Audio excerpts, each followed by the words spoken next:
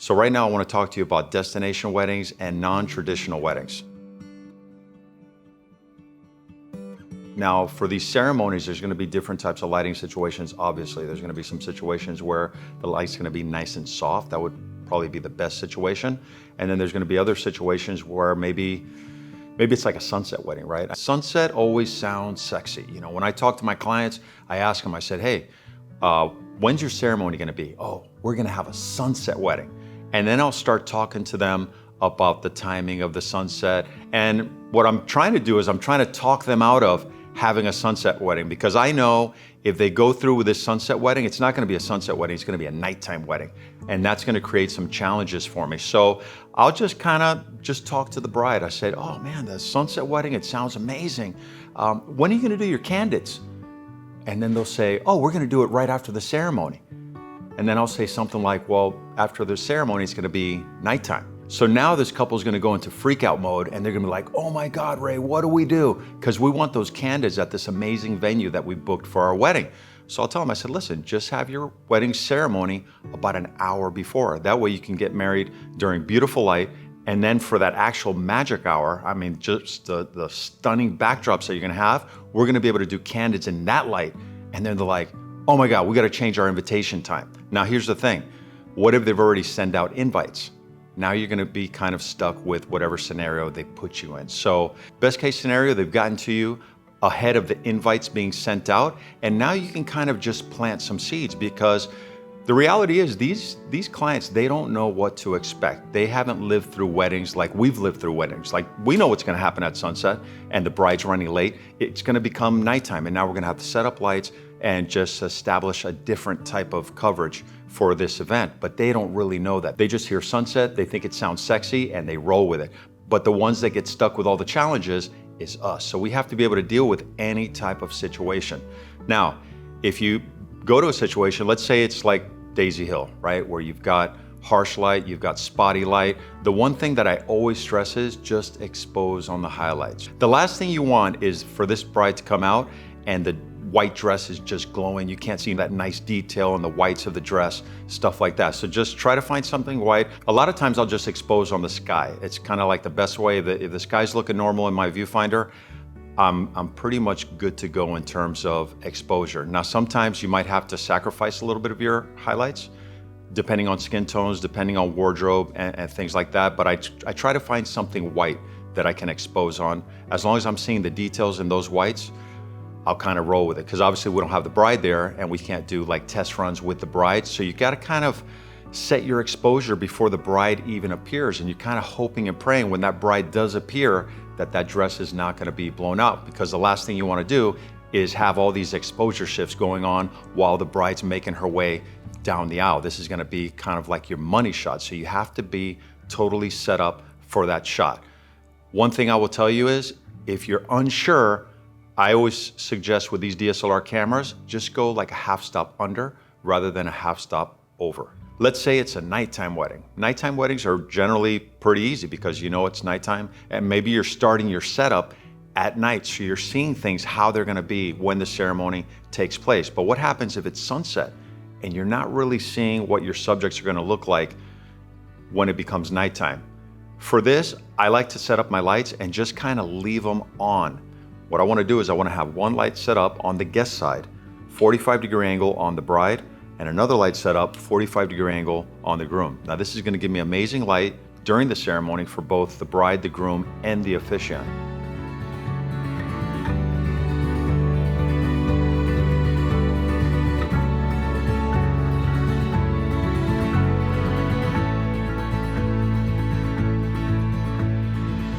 So that's for a traditional wedding. What if it's a non-traditional wedding, say like a Jewish wedding or an Indian wedding?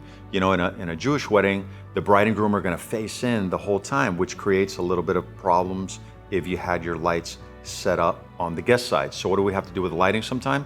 We have to set it up on the rabbi side facing in, so I get that amazing light on the bride and the groom. And sometimes you just got to cheat the light, because I still need lighting on the rabbi. Now here's one thing you have to remember about lighting, especially at high-end events, because a lot of the high-end events that I'm going to right now, believe it or not, they're not lighting for the videographers, they're not lighting for photographers.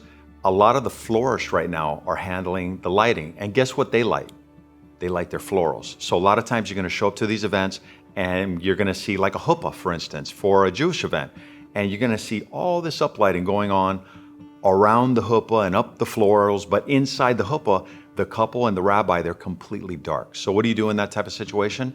You can either get with the lighting people, see if they can give you some additional light, good luck, or you can bring your own light kit, which we're always gonna do, right?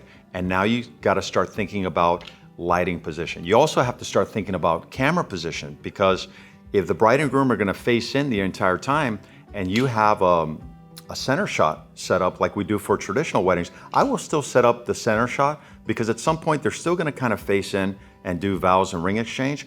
But I will tell you, for about 90% of that ceremony, we're gonna really have to start to make some adjustments. And for these Jewish weddings, I'm gonna tell you right now, it gets to be crazy underneath that huppah, because not only do you just have the rabbi and the bride and the groom, now you're gonna have both sets of parents under this huppah. Sometimes you're gonna have a cantor under there for singing. You're gonna have the best man, you're gonna have the maid of honor. And it almost becomes, during the vows and the ring exchange, it almost becomes like a football huddle. And now you're out there thinking, how do I get a shot? I don't have an angle because the parents are blocking the only vantage point I had shooting through the side of the huppah. So now you may have to approach one of the parents and say, you know, very quietly, can you just move over a little bit so I can have a shot of your son or your daughter's face during the vows and the ring exchange? And they may give you a dirty look, and now you got to find a different position. So it gets really, really tricky, but you have to be able to move. Another big adjustment I make during Jewish ceremonies is sometimes I'm not even shooting on a tripod, because the tripod just becomes too big and bulky. And now you've got to approach this huppah where this football huddle is taking place, and the vows and ring exchange is only going to last like a minute, and the clock is ticking at this point. You are missing things. You are missing the beginning of the vows and ring exchange if you're not prepared. So during my setup for Jewish weddings, I will actually position a monopod near my main shooter. So that way, if she doesn't have a clear shot and things are gonna happen in an instant, and maybe there's 8, 9, 10 people under this huppah and she feels as though she's not gonna be able to have a clean shot right away, guess what? She's gonna transition to that monopod and she's gonna get right in there. Maybe she's even gonna swap that 70 to 200 lens for a 50 or a 24 to 70, but this has gotta happen very fast. This has gotta happen as part of your planning with your team. So they know, hey, if you don't have a shot, do whatever you gotta do to get the shot, but you gotta do it quickly. So she's gonna transition to that monopod. She's gonna pop a different lens on there. And sometimes we've been shoulder to shoulder with the best man, the parents, the cantor, just trying to get that nice, tight, intimate shot of the vows and the ring exchange with the couple. Remember, do whatever you gotta do to get the shot. There will be no excuse for missing the vows and the ring exchange at a wedding ceremony.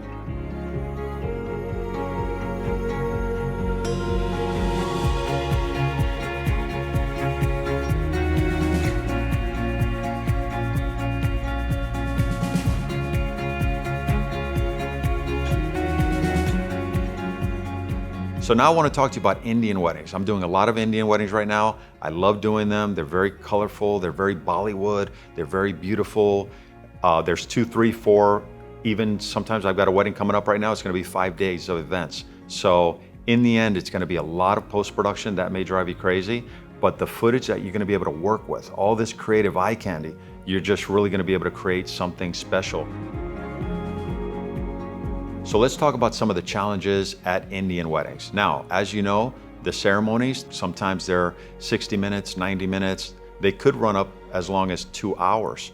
I actually like it because it gives you a world of time to be creative at these ceremonies if you're looking for any type of creative shots. But the only thing they really ask of you is that you're respectful. For instance, when you're at the ceremony, the platform where they get married, it's called a mandap, right? And there's a lot of things going on the mandap. They've got the priest up there, they've got the parents, they have the bride, the groom, they're doing a lot of customs and tradition. And there may be situations where you just don't have a great angle.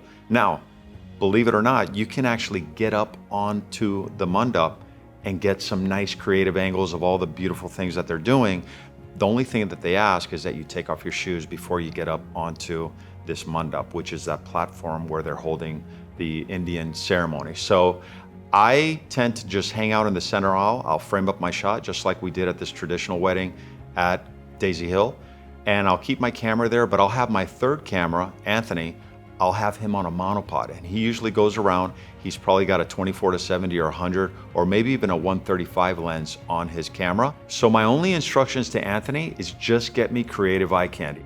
I want you to get in there tight. I want hands, I want the flames. If you have to shoot anything high frame rate, so I get that nice slow motion. I want faces, I want emotion. Basically think outside the box, because I've got Jessica set up on her shot, and she's getting me that nice, tight, solid lockdown shot of the priest while he's talking during the ceremony. I don't need another kind of lockdown solid shot because I don't want the film to kind of get dull. I don't want the footage to start to get dull. I want creative eye candy. This ceremony is going to last a long time, and I don't want two cameras just looking really stale. I'll accept hers because, like I told you before, the most important thing I'm trying to get out of a ceremony is the audio, the dialogue, the beautiful moments that are happening, any exchange vocally between the bride, the groom, and the priest. But outside of that, I need something to kind of keep the film going visually. I need some high impact footage. And that's where I'm using Anthony to kind of be my sniper. You know, he's going around the mandap, he's looking, he's not getting too close. That's why he's got the longer lens on there. He never really has to get into my frame. He just has to be on the outsides, just maybe finding some foreground, finding an interesting shot. So in post, I'm able to blend those shots with my center shot and also Jessica's tight angle of the priest or the parents or whatever B-roll she's getting with her camera. So there's some other things that happen at an Indian wedding or South Asian wedding, one of which is called a barat. This is the groom's arrival to the ceremony. And it's so cool because a lot of times the groom is arriving on a horse and sometimes even an elephant. So this is like made for movie stuff, right? It's like total Bollywood, but you have to be set up. And the way that I'm set up for like major eye candy all the way around. I'm gonna be on a gimbal. I'm gonna have Anthony on a monopod, 100 lens, 135, just thinking outside the box, looking for the cool tight shots. I'm on the gimbal with a wide lens, so I've got the epic wide shot. He's in tight. Maybe I'm gonna have Jessica 70-200, getting those nice, tight, intimate shots. And sometimes I'll even have a drone in the sky. So I've got a drone in the sky filming this groom arriving on an elephant. I'm down below with the drummers, the DJ, and that's pretty much how we're covering this barat.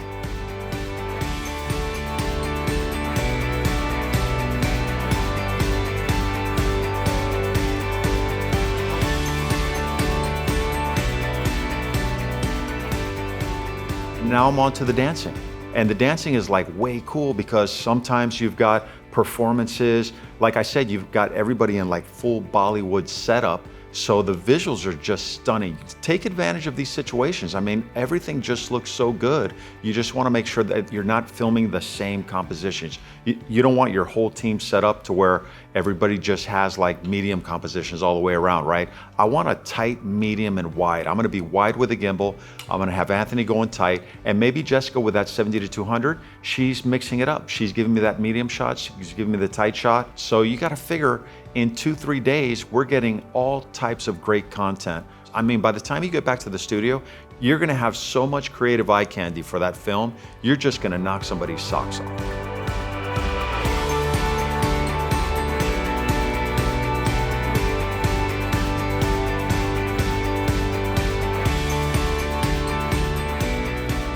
Now, what about same-sex weddings? These are becoming really popular. I can tell you my approach to a same-sex wedding is identical to a traditional wedding, much like the one we just shot at Daisy Hill. So just use the Daisy Hill wedding as your blueprint to covering a same-sex wedding.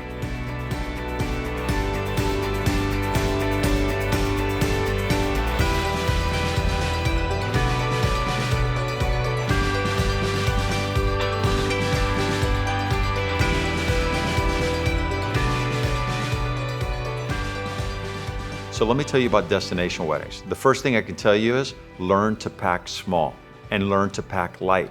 You're not gonna be able to pack the same way you do for a local wedding. You have to pack small. So generally how we're packing for these events is we've got roll-on cases that fit in that overhead compartment in the airplane, and we've also got some backpacks. Now I wanna make sure in the backpacks and the roll-on cases that I have for all three of us, I've got all my camera bodies, the lenses, audio, adapters, batteries, battery chargers, anything that's essential for the shoot, we're gonna bring onto the airplane.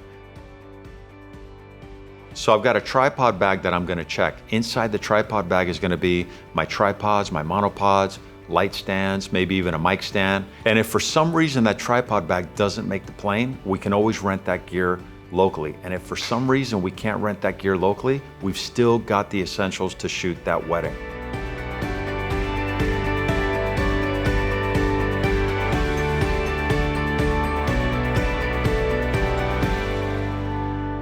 And there you go. There was some additional information on traditional weddings, non-traditional weddings, destination weddings, which you might see more and more as you start to reach that next level.